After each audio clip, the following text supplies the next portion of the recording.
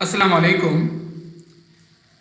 आज हम job order costing and process costing के बारे में बात करने जा रहे हैं।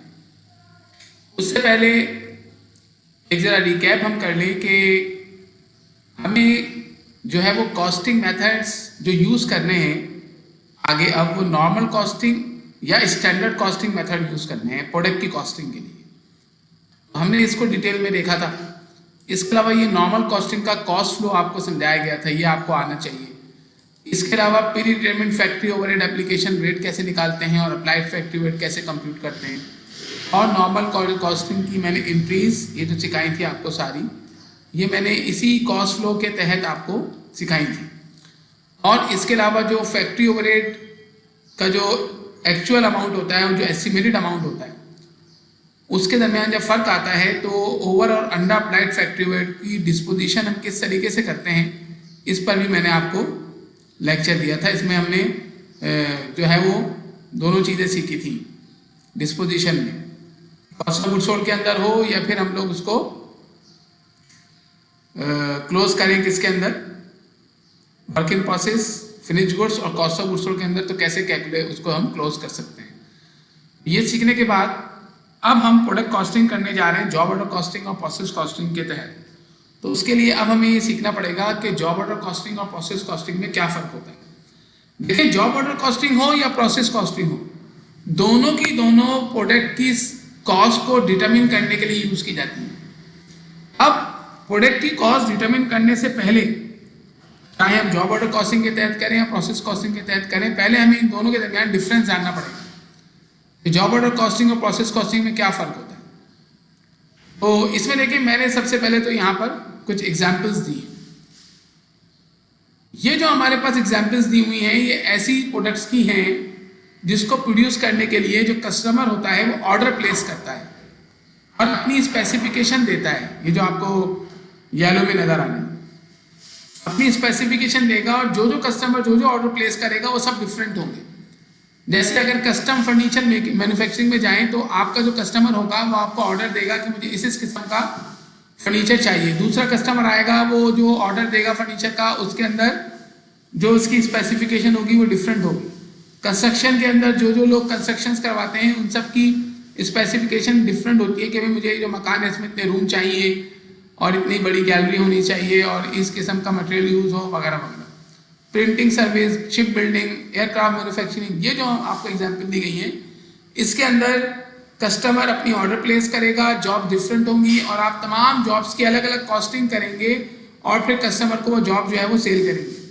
जबकि ये जो एग्जाम्पल्स दी हैं इसमें कस्टमर ऑर्डर प्लेस नहीं करते। जैसे soft drink manufacturing, soft drink manufacturing के अंदर कस्टमर आपका को ऑर्डर नहीं देता, बल्कि आप मार्केट डिमांड को देखकर प्रोडक्शन करते हैं और सारी प्रोडक्शन एक जैसी होती है, उसमें डिफरेंस नहीं होता। पेट्रोलियम रिफाइनिंग हो गई, फार्मास्यूटिकल प्रोडक्शन के अंदर जो आप टैबलेट्स आप बना रहे हैं, जो आप सिरप बना रहे हैं, वो सारे क्या होते हैं, एक जैसे होते हैं, उनमें कोई भी डिफरेंस नहीं होता। बहुत माइनर सा डिफरेंस हो या कोई भी डिफरेंस नहीं होता। Paper manufacturing, dairy processing, cement manufacturing, textile production, sugar refining and electric power generation वगैरह, तो ये इनके अंदर कस्टमर ऑर्डर प्लेस नहीं करता, बल्कि आप कंटिन्यूस बेसिस पर लगातार प्रोडक्शन करते हैं। ह्यूज प्रोडक्शन होती है, huge quantity of units produce होते हैं।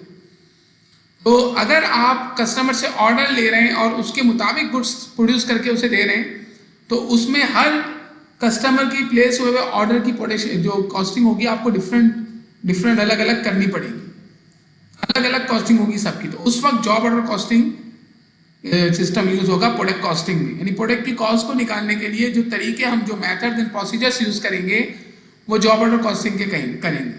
जबकि अगर आप कंटिन्यूस बेसिस पर ह्यूज प्रोडक्शन कर रहे हैं, मैस प्रोडक्शन कंटिन्यूस बेसिस पर कर रहे हैं और सारे यूनिट्स तकरीबन एक जैसे हैं, तो ऐसी कंडीशन में प्रोडक्ट की कॉस्ट जब आप निकालेंगे तो आप प्रोसेस कॉस्टिंग के तहत प्रोडक्ट की कॉस्ट कंप्यूट करेंगे।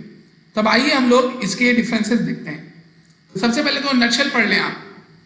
In nutshell job order costing कब यूज होती है, जब कस्टमर अपना ऑर्डर प्लेस करे, तमाम कस्टमर जो अलग अलग ऑर्डर प्लेस कर रहे हैं सबकी स्पेसिफिकेशन डिफरेंट हो, तमाम जॉब जो है वो डिस्टिंग्विश हो। तो ऐसे में आप फिर डिपार्टमेंट वाइज कॉस्टिंग नहीं करते, बल्कि तमाम डिपार्टमेंट की जो कॉस्ट इनकर हो रही होती है उसको जॉब में एक्यूमुलेट करते हैं कि भाई कस्टमर अहमद जो है उसकी जॉब जो आई थी वो हमें इतने की पड़ गई 2 लाख की। कस्टमर बी बाबर जो है उसकी जो जॉब आई थी वो पड़ गई हमें 3 लाख की। इस तरीके से कस्टमर वाइज आप ऑर्डर की जो है वो कॉस्टिंग करेंगे।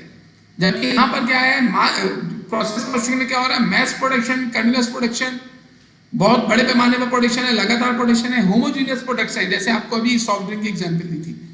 तो फिर आप जो है वो प्रोडक्ट में क्योंकि ऑर्डर तो आ ही नहीं रहा, तो आप फिर क्या करते हैं, डिपार्टमेंट वाइज जो डिपार्टमेंट प्रोडक्शन में इन्वॉल्व है हर डिपार्टमेंट वाइज आप क्या करते हैं, कॉस्टिंग करते हैं। फिर तमाम डिपार्टमेंट की कॉस्ट अल्टीमेटली एंड में ऐड हो जाती है। फिर आप जब प्रोसेस कॉस्टिंग पढ़ेंगे तो फिर आपको इसकी डिटेल मजीद मिलेगी। अब हम इसको अलग अलग बिल्कुल शुरू से देखते हैं। तो देखिए, जॉब ऑर्डर कॉस्टिंग के अंदर आप जॉब ऑर्डर कॉस्टिंग मेथड कब यूज करते हैं, प्रोसेस कॉस्टिंग मेथड कब यूज करते हैं, प्रोडक्ट कॉस्टिंग का। तो जॉब ऑर्डर कॉस्टिंग का, प्रोडक्ट कॉस्टिंग का मेथड उस वक्त यूज होगा जब कस्टमर ऑर्डर प्लेस करे, यूनिक और कस्टम मेड प्रोडक्ट बन रही है। जबकि प्रोसेस कॉस्टिंग में कस्टमर ऑर्डर प्लेस नहीं कर रहा बल्कि कंटिन्यूअस बेसिस पर आप होमोजीनियस प्रोडक्ट जो है वो प्रोड्यूस कर रहे हैं। सही, ये नेचर ऑफ प्रोडक्ट है।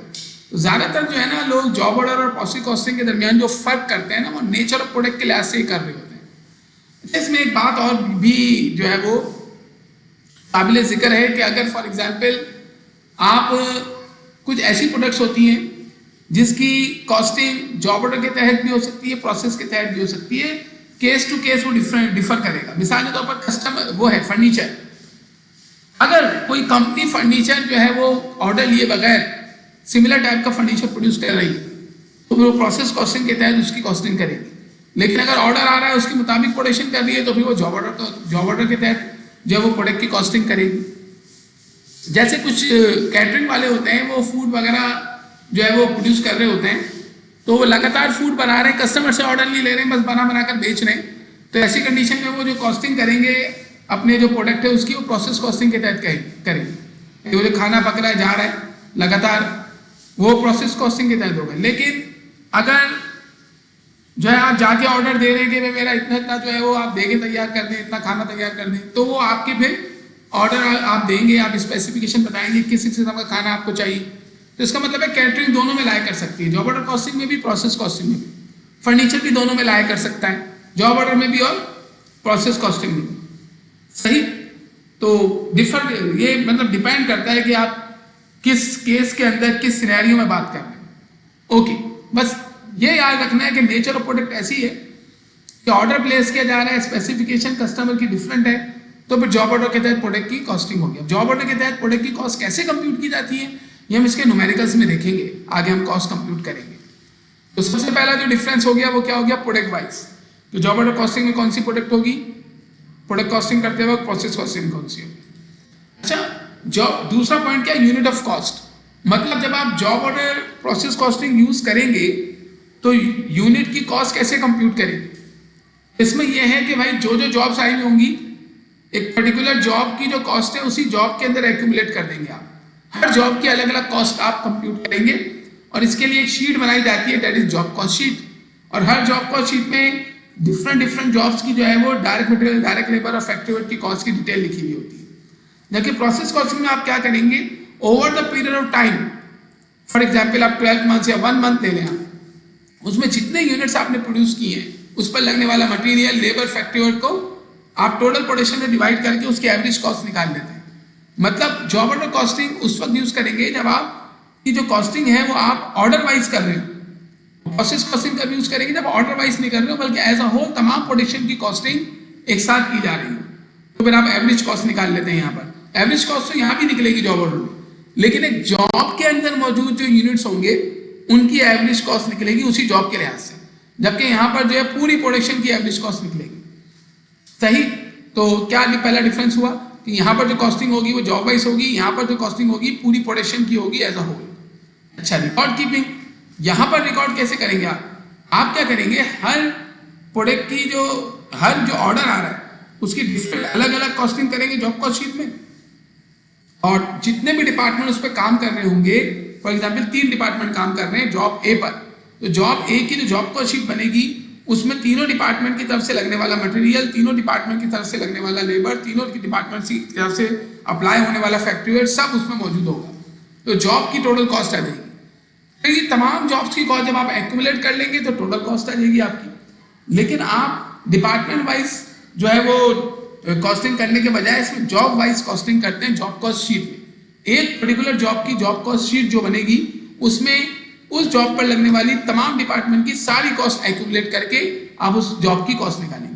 जबकि यहाँ पर आप क्या करते हैं, आप यूनिट वाइज कॉस्टिंग नहीं कर रहे, बल्कि एक डिपार्टमेंट के अंदर जितनी भी कॉस्ट लग रही है वो सारी की सारी कॉस्ट उस डिपार्टमेंट के लिहाज से एक्यूमुलेट कर लेते हैं। अब अगर 4 डिपार्टमेंट हैं तो चारों डिपार्टमेंट अपनी तरफ से लगाई जाने वाली कॉस्ट एक्यूमुलेट करेंगे और उसकी एक रिपोर्ट बनाएंगे, that is cost of production report. इसका मतलब ये हुआ कि यहाँ पर जो कॉस्टिंग होगी वो जॉब वाइज होगी, यहाँ पर कैसे होगी, डिपार्टमेंट वाइज होगी। ओके, एग्जाम्पल्स देखें क्या हो रहा है। एक custom furniture manufacturer job order की एग्जाम्पल है।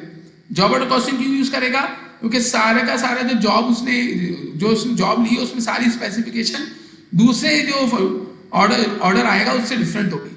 आपको स्पेसिफिकेशन के मुताबिक जो है वो ऑर्डर बनाना पड़ेगा और तमाम लेबर और मटेरियल जो लगेगा वो आप उसी जॉब की कॉस्ट में ऐड करेंगे। यहाँ पे सॉफ्ट ड्रिंक मैन्युफैक्चरर की एग्जांपल दी है कि सॉफ्ट ड्रिंक मैन्युफैक्चरर डायरेक्ट लगातार प्रोडक्शन कर रहा है, कंटिन्यूअस प्रोडक्शन कर रहा है, पैकेजिंग हो रही है, बोटलिंग हो रही है, मिक्सिंग हो रही है। अब आप जब उस जॉब की कॉस्ट कंप्यूट करेंगे, उस प्रोसेस की कॉस्ट कंप्यूट करेंगे पीरियड के बाद, तो वो तमाम की तमाम जो प्रोडक्शन हुई है उसकी एक साथ कॉस्ट कंप्यूट करेंगे। कैसे, जितने डिपार्टमेंट्स ने जॉब कॉस्ट शीट बनाई होगी तो उन तमाम जॉब कॉस्ट शीट में मौजूद कॉस्ट को सम कर लें तो वो ओवरऑल प्रोडक्शन की कॉस्ट निकलेगी। तो फिर यूनिट ऑफ प्रोडक्शन से डिवाइड करके आप उसकी पर यूनिट कॉस्ट निकाल सकते हैं। तो यहाँ तक जॉब ऑर्डर कॉस्टिंग और प्रोसेस कॉस्टिंग में क्या हमें समझ में आया कि जॉब ऑर्डर कॉस्टिंग हम कब यूज करेंगे और प्रोसेस कॉस्टिंग कब यूज करेंगे। तो एक तो फर्क हो गया हमारा पहला वाला कि आउटपुट जो यूनिट्स हम बना रहे हैं यूनिट्स के लिहाज से डिफरेंस है कि यहाँ पर यूनिट जो आ रहे हैं वो यूनिक है और इसके अलावा उसमें ऑर्डर प्लेस किया जा रहा है। यहाँ पे जो यूनिट्स हैं वो डिफरेंट हैं, कंटिन्यूअस प्रोडक्शन हो रही है विदाउट ऑर्डर। यहाँ पर ऑर्डर वाइज जॉब की जो है वो कॉस्ट निकाली जाएगी, यहाँ पर हम तमाम यूनिट्स की एक साथ कॉस्ट निकालेंगे। यहाँ पर रिकॉर्ड कीपिंग जॉब वाइज होगी और यहाँ पर डिपार्टमेंट वाइज होगी। फिर यहाँ पे हमने आपको एग्जाम्पल्स भी दे दी। और मेन जो चीज़ है ना वो ये जो नटशेल में आपको दिया गया है कि जॉब ऑर्डर कॉस्टिंग उस वक्त यूज होती है जब कस्टमर के ऑर्डर आ रहे हैं, स्पेसिफिकेशन आ रही है, इसके अलावा जॉब सारी डिफरेंट है और यहाँ पर मैस प्रोडक्शन हो रही है, कंटिन्यूअस प्रोडक्शन हो रही है, होमोजीनियस प्रोडक्शन हो रही है। तो ये डिफरेंस जो है ना ये मेन है। अगर आप इनको भी याद कर लें और समझ लें तो फिर आपको जॉब ऑर्डर कॉस्टिंग और प्रोसेस कॉस्टिंग के दरमियान डिफरेंस पता होगा। इसमें ये पॉइंट देखें आप कि जॉब ऑर्डर कॉस्टिंग में आप नॉर्मल कॉस्टिंग भी यूज कर सकते हैं, स्टैंडर्ड कॉस्टिंग में। नॉर्मल कॉस्टिंग मतलब एक्चुअल लेबर, एक्चुअल मटेरियल और अप्लाइड फैक्टर को यूज करेंगे आप, सही। और परपेचुअल मनी सिस्टम यूज होगा, ऐसे पीरियोडिक यूज नहीं होगा। जबकि यहाँ पर भी देखें परपेचुअल और परपेचुअल मनी सिस्टम यूज होगा नॉर्मल और स्टैंडर्ड कॉस्टिंग के तहत, सही है। यहाँ पे जॉब कॉस्ट शीट बनती है और यहाँ पर आखिरी पॉइंट देख लें, कॉस्ट ऑफ प्रोडक्शन रिपोर्ट बनती है। अब हमारा काम क्या है, अब हम नेक्स्ट लेक्चर में ये करने जा रहे हैं, नेक्स्ट लेक्चर में कि हम जॉब ऑर्डर कॉस्टिंग पढ़ेंगे। मतलब हम जॉब ऑर्डर कॉस्टिंग के तहत प्रोडक्ट की कॉस्ट निकालना सीखेंगे और हम ये देखेंगे कि अगर कस्टमर ऑर्डर दे रहा है और उसका ऑर्डर दूसरे ऑर्डर से डिफरेंट है और उसने अपनी स्पेसिफिकेशन दी है तो फिर हम मटेरियल लेबर और मटेरियल लेबर यूज करके और फैक्टरेट अप्लाई करके किस तरीके से उस जॉब की कॉस्टिंग करते हैं, जॉब कॉस्ट शीट कैसे बनती है, एंट्रीज कैसे बनती हैं और इसके अलावा उसके अकाउंट्स कैसे बनते हैं, ये सारा काम हमें जॉब ऑर्डर कॉस्टिंग के तहत देखना है। फिर उसके बाद हम प्रोसेस कॉस्टिंग में अगर कस्टमर ऑर्डर प्लेस नहीं कर रहा बल्कि हम लोग क्या कर रहे हैं, कंटिन्यूअस बेसिस पर प्रोडक्शन कर रहे हैं, मैस प्रोडक्शन कर रहे हैं, सारी यूनिट्स एक जैसे हैं और डिपार्टमेंट वाइज कॉस्टिंग हो रही है, तो फिर हम किस तरीके से प्रोडक्ट की कॉस्ट कंप्यूट करते हैं। तो पहले इसके बाद अभी हम जॉब ऑर्डर कॉस्टिंग यूज करेंगे। मतलब एक बात याद रखिएगा कि जॉब ऑर्डर कॉस्टिंग में नॉर्मल कॉस्टिंग के तहत हम काम करेंगे और हर जॉब की अलग अलग कॉस्टिंग करेंगे और तमाम डिपार्टमेंट की कॉस्ट एक ही जॉब के अंदर जितनी भी लगेगी वो सारी उसमें एक्यूमुलेट करके उसकी कॉस्ट कंप्यूट कर लेंगे। और फिर जो आगे काम होगा फिर हम प्रैक्टिस करना आप सीखेंगे किस तरीके से जो है वो हम इसकी कॉस्टिंग करते हैं। ओके, अब इंशाल्लाह नेक्स्ट लेक्चर के अंदर हम जॉब ऑर्डर कॉस्टिंग के न्यूमेरिकल्स के साथ मिलेंगे। तो फिर आपको ये पॉइंट्स याद रखने जो पॉइंट आपके साथ डिस्कस किए गए हैं। अल्लाह हाफिज़, जज़ाकल्लाह।